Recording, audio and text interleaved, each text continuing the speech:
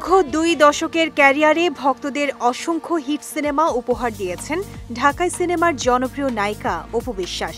বর্তমানে সিনেমায় তার উপস্থিতি আগের মতো না থাকলেও ভক্তদের ভালোবাসা বা আগ্রহে কোনো কমতি নেই।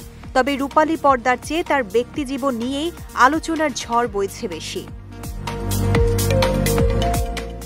বিশেষ করে মেগাস্টার শাকিব খানের প্রথম স্ত্রী হওয়ার পর থেকেই অপুকে ঘিরে চলছে নানান চর্চা।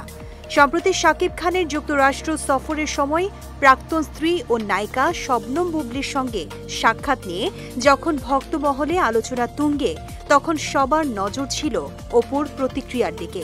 কিন্তু তখন নীরব থাকায় অনেকেই ভেবেছিলেন অপু হয়তো কষ্ট চেপে সব মেনে নিয়েছেন।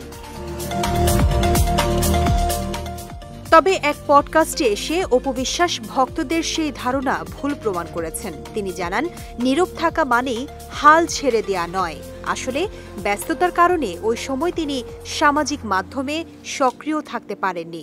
তবে তার অ্যাডমিনরা শাকিব বুবলির ছবি তাকে পাঠিয়েছিল, যা তিনি দেখেছেন। অপু বিশ্বাস বলেন, আমি ফেসবুকে নেই বিধায় পোস্টের বিষয়টা আসে না, আর কি হয়েছিল সেটা আমি তখন দেখিনি, পরে অ্যাডমিনরা পাঠিয়েছিল, কিন্তু আহামরি কিছু মনে হয়নি। তিনি আরও বলেন, 15 জুন আমি একটি পোস্ট দিয়েছিলাম, আমি তো এখানে কাজ করতে আসছি, কোনো কিছু নিয়ে অভদ্রতা হোক, আমার ব্যক্তিত্বের বাইরে যাক, সেটা আমি করতে আসিনি। কিছু জিনিস মানুষই শুরু করে, কিছু জিনিস মানুষই শেষ করে। আমি সেই দিনই সবকিছু দ্য এন্ড করে দিয়েছি।